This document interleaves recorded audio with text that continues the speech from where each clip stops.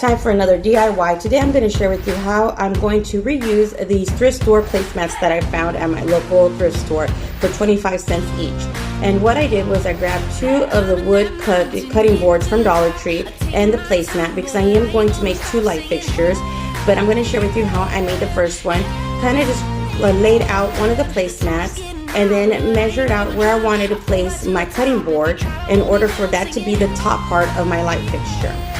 And all I'm going to do is run some hot glue right on that first line of my placemat to wrap it around my cutting board. Now, if you don't feel comfortable just using your hot glue gun, you can also use some kind of permanent glue like E6000 or Fix-All glue from Dollar Tree as well, along with your hot glue gun to wrap it around your cutting board. And now, as you can tell, just one of the placemats didn't wrap around completely on my cutting board. So what I did was grab another one of the placemats and just measured out how much I needed in order for it to be even from the other side. And then I just grabbed my scissors and cut that piece off of that placemat, and then use my hot glue gun to wrap it around the rest of my cutting board. And then once I was done with that, I used one of the hooks from a picture frame that I had and just hammered it onto my cutting board.